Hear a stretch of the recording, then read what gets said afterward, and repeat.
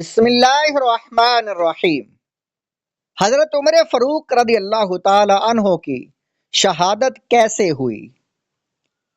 حضرت عمر فاروق رضی اللہ تعالی عنہ کی شہادت انسان کی آخری سانسیں ایک ایسا مرحلہ ہے جس کی زندگی ہی میں تیاری کرنے کی ضرورت ہے۔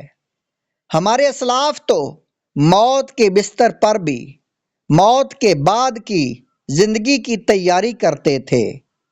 امیر المومنین عمر بن خطاب رضی اللہ تعالیٰ عنہ نماز فجر پڑھا رہے تھے کہ ابو لؤلؤ فیروز نے پیٹ میں زہر آلودہ خنجر گونپ دیا، تکلیف سے زمین پر گر پڑے۔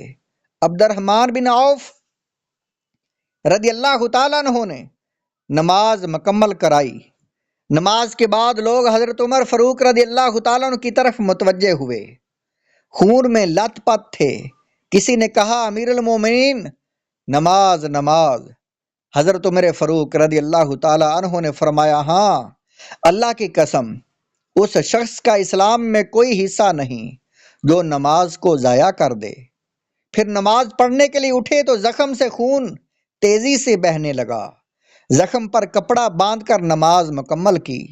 نماز کے بعد عبداللہ بن عباس رضی اللہ تعالیٰ عنہ نے آپ کو اشارہ کیا کہ معلوم کرو کہ یہ کس کا کام ہے۔ تھوڑی دیر بعد حضرت ابن عباس رضی اللہ تعالیٰ عنہ واپس آئے اور بتایا کہ مغیرہ بن شعبہ کے غلام نے آپ کو نیزہ مارا ہے۔ پھر کہا امیر المومنین میں آپ کو جنت کی خوشخبری دیتا ہوں، مدینہ میں کوئی آنکھ ایسی نہیں ہے جو آپ پر آنسو نہ بہا رہی ہو۔ میں آپ کو جنت کی مبارک دیتا ہوں۔ حضرت عمر رضی اللہ تعالیٰ عنہ نے فرمایا، جاؤ ابن عباس رضی اللہ تعالیٰ عنہ کسی اور کو ان باتوں کا دھوکہ دو۔ ابن عباس رضی اللہ تعالیٰ عنہ نے کہا، میں آپ کو یہ خوشخبری کیوں نہ دوں، جبکہ اللہ کی قسم آپ کے اسلام لانے سے مسلمانوں کو قوت حاصل ہوئی، آپ کی ہجرت سے فتح نصیب ہوئی، اللہ نے آپ کو خلیفہ بنایا تو آپ نے انصاف کیا اور آپ مظلومی کی حالت میں شہید کیے گئے ہیں۔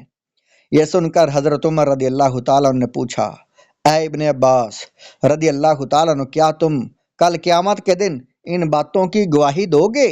ابن عباس رضی اللہ تعالیٰ عنہ کی زبان ذرا سا لڑکھڑائی تو حضرت علی رضی اللہ تعالیٰ عنہ نے جو وہاں موجود تھے جواب دیا، ہاں امیر المومنین، ہم کل قیامت کے دن اللہ کے حضور ان باتوں کی گواہی دیں گے۔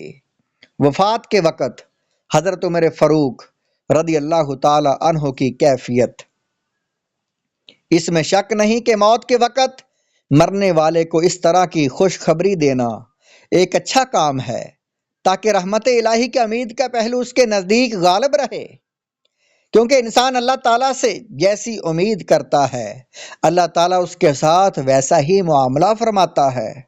حضرت عمر رضی اللہ تعالیٰ عنہ کے حق میں تو کئی بشارتیں تھیں جنہیں وہ خود رسول اللہ صلی اللہ علیہ وسلم کی زبان مبارک سے سن چکے تھے، لیکن ان سب بشارتوں کے باوجود اور اس تکلیف کے عالم میں بھی وہ تقوی و پرہیزگاری کی روش پر قائم تھے، کیونکہ وہ اچھی طرح جانتے تھے کہ اللہ تعالیٰ کی رحمت کی بجائے اپنے اچھے اعمال پر بھروسہ کرنا ایک شیطانی دھوکہ ہے۔ اصلی چیز تو اللہ تعالیٰ کی رحمت ہے، اعمال تو بس رحمت الہی کے حصول کا وسیلہ اور ذریعہ ہیں۔ اس کے بعد حضرت عمر رضی اللہ تعالیٰ عنہ نے اپنے بیٹے عبداللہ رضی اللہ تعالیٰ عنہ سے کہا، جن کی گود میں ان کا سر تھا، کہ میرا سر زمین پر رکھ دو۔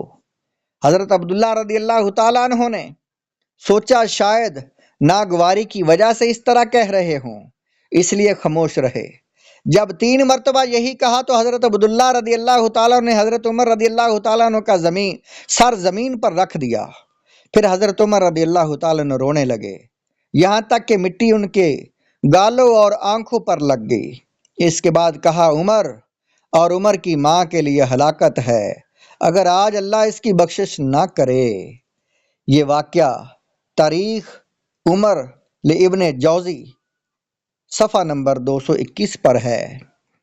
حضرت عمر فاروق رضی اللہ تعالیٰ عنہ کا محاسبہ نفس۔